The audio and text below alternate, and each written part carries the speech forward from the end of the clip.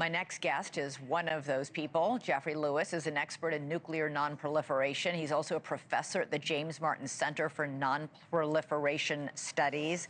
Great to have you here. So you've said Iran's capabilities are damaged but not gone. What do you mean? Does this mean they can still build a nuclear weapon? Yeah, I mean, I think we've seen that the Defense Intelligence estimate is that the program has been set back by, at worst, 1 to 2 months, at best a year, and that's basically consistent with the damage we see. The strikes have been very impressive in the sense that they have damaged a large number of Iranian facilities, but this was a very big program, and there are a lot of facilities that simply weren't hit. So Iran still has the ability to make centrifuges. They still have at least one facility where they can install centrifuges to enrich uranium.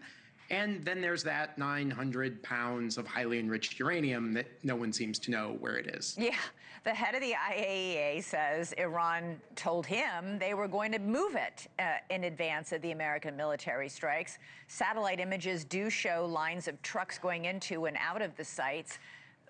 Where would Iran hide 880 pounds of enriched uranium?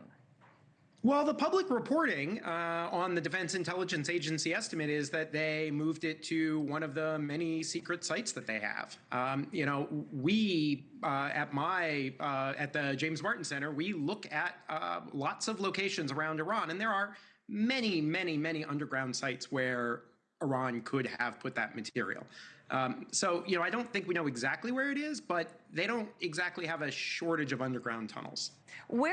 So even with the uranium, they still need a way to enrich it further. It's only at 60% reportedly. Doesn't it need to be higher to make a bomb?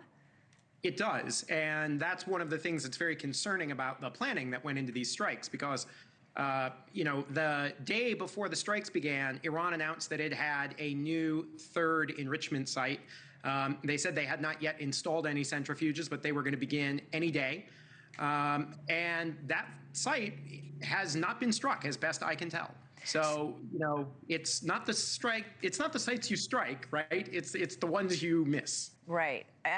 What do you make of these assessments by not just U.S. intelligence, but Israeli intelligence, that as much as Iran was cooperating, in air quotes, with the IAEA and the international community by allowing inspectors to come in periodically, that they were at the same time secretly developing other secret sites that might have working centrifuges?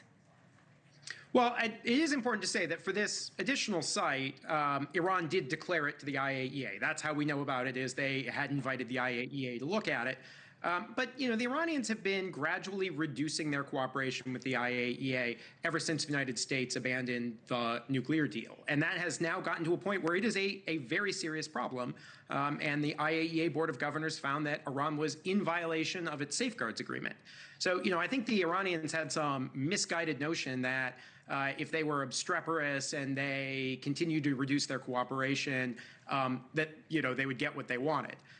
I don't think the strike has been successful in destroying their capabilities, but I also can't imagine this is what they wanted.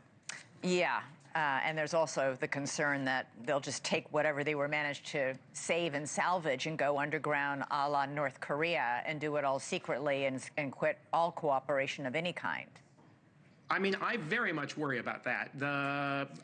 Some Iranian officials have even made threats against the life of the head of the IAEA, who I think is a very fine director general and a very fair man.